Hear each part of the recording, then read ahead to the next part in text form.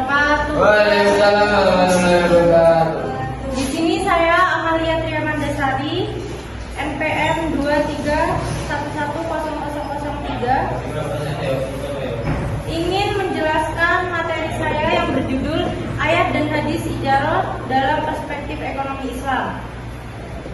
Dan dosen pengampu Ibu Nur Alfie Fatamin. Di sini ijarah berasal dari kata al-ajru yang sama dengan al-iwad, yaitu ganti atau upah.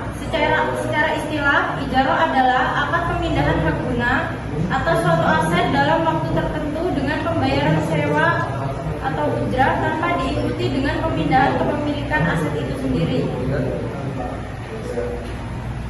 Perjanjian sewa menyewa adalah kesepakatan di mana penyewa mendapat hak menggunakan suatu barang dengan membayar sewa kepada pemilik. Rukun dan syarat ijarah. Menurut jumhur ulama, rukun ijarah ada 4, yaitu akid, mujir, dan mustajir, sihat, ujrah. Sedangkan untuk syarat ijarah itu ada 4 macam, diantaranya yang pertama syarat terjadinya akad, syarat inqaq. Dalam akad ijarah sewa menyewa atau upah menyewa terdapat 2 pihak yang terlibat, yaitu mujir dan mustajir. Yang kedua ada syarat nafas atau berlangsungnya akad. Yang ketiga syarat sahnya akad. Dan yang keempat syarat luzum atau mengikatkan akad.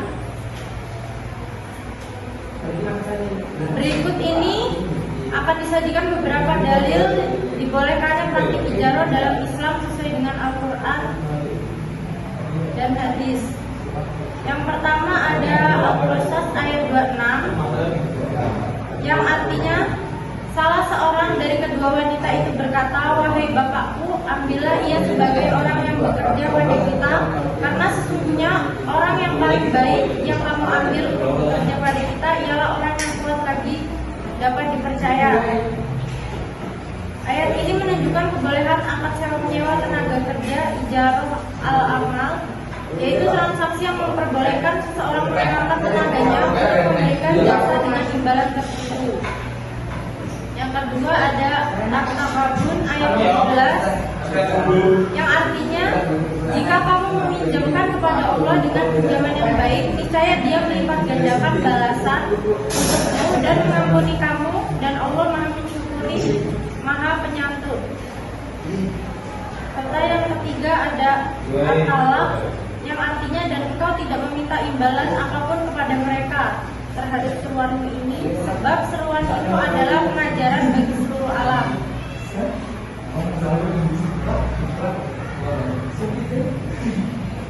Dan yang keempat ada hadis Ibnu Majah yang artinya dari Abdullah bin Umar radhiyallahu anhu berkata, Rasulullah SAW bersabda, "Berikan upah kepada pekerja sebelum keringatnya kering." Serta hadis selanjutnya.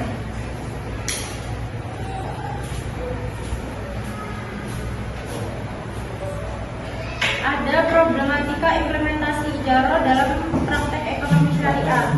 Yang pertama ada kurangnya pemahaman masyarakat. Yang kedua praktek ijarah yang tidak sesuai syariah.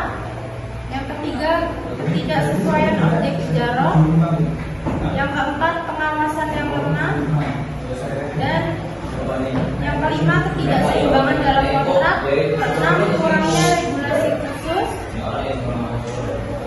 Dan solusi syariah untuk optimalisasi ijarah. Yang pertama ada peningkatan literasi syariah kepada masyarakat dan pelaku usaha.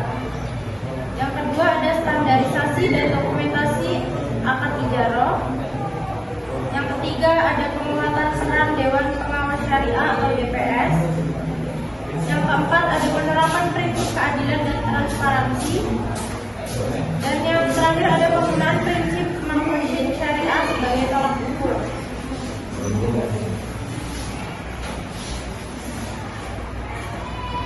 Berdasarkan analisis terhadap tujuan penelitian dapat disimpulkan bahwa landasan syariah ijarah telah teridentifikasi secara komprehensif. Penelitian ini berhasil mengkonfirmasi bahwa ijarah memiliki dasar yang kuat dalam Al-Quran dan hadis dengan prinsip-prinsip utama seperti keadilan, kerelaan atau ridho, kejelasan atau transparansi, dan kesesuaian syariah. Sekian materi yang dapat saya sampaikan. Apakah ada yang ingin bertanya? Baik, izin bertanya. Apa yang dimaksud dengan prinsip muqasid syariah? Itu bagaimana maksudnya? Baik, saya di sini akan menjawab pertanyaan dari Mbak Yesi. Apa yang dimaksud dengan prinsip muqasid syariah? Setiap pelaksanaan akad ijarah itu hendaknya diarahkan pada pencapaian muqasid syariah, yang artinya yaitu menjaga agama, jiwa, akal, keturunan, dan harta. Artinya itu ijarah bukan hanya dimaknai sebagai aktivitas ekonomi semata, tetapi juga sebagai sarana menciptakan kemaslahatan bersama dan menghindari kemudaratan. Gimana Mbak Yesi? Terima kasih Mbak Yesi. Demikianlah presentasi dan materi yang dapat saya sampaikan. Kurang dan lebihnya saya mohon maaf. Kepada Allah saya mohon ampun. Saya akhiri. Wassalamualaikum warahmatullahi wabarakatuh.